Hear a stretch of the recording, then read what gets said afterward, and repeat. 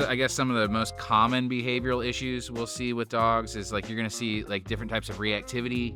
Some dogs will they're gonna react at like whether or not it's a person or oftentimes another dog, or they'll react at prey items or anything that moves fast. You see a lot of dogs that want to chase bicycles because they think it's a squirrel or whatever. Other types of behaviors are just like rude behaviors. Some behaviors like people don't even realize are rude, like when a dog like elicits affection like from you without being asked to do so, or without your requesting their affection.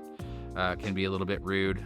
Sometimes it starts with the little things, they'll build up. Like it starts with like the dog like demanding the affection the owner gives in, and then this kind of like something we've talked about earlier, like harps on it, like giving positive reinforcement for things we dislike.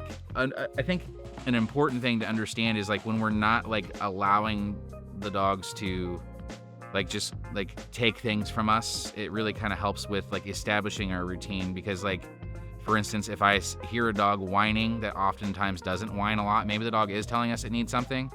But if we're constantly reinforcing the whining, or we're constantly reinforcing like the dog demanding these things, like, or what we call rude behavior, if we're doing that, then like we're gonna start getting a lot of mixed signals from our dog. Things like excessive barking and chewing we can stop. I mean, obviously, you know, every company will tell you that you need to have like the dog, like it needs to get its outlet out in something productive, you know, using its breed traits if it wants to chase some stuff. You know, if the dog wants to grab something, sometimes you'll see like that a lot with like dogs that have the genetics to retrieve. Sometimes they just grab random stuff, you know, or like, and so that can be something that we want to be able to, you know, make sure that the dog is getting its proper outlet for those.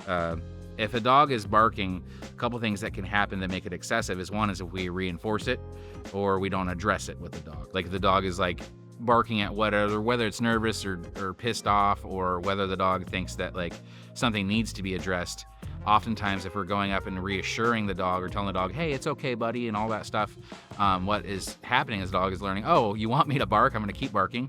The other thing is, too, if a dog barks and we start figuring out, well, what do you want? I'm going to grab your leash, or I'm going to grab your food, I'm going to grab I'll take you outside or whatever. And then the dog is thinking that, oh, they're teaching us a trick by demanding something, and then we're doing what they want us to do. You should call a trainer for behavioral issues whenever you're seeing a pattern that you dislike. And usually the way I describe a pattern is if I see a dog do something once, I know it's going to do it. If I see it twice, it's a pattern.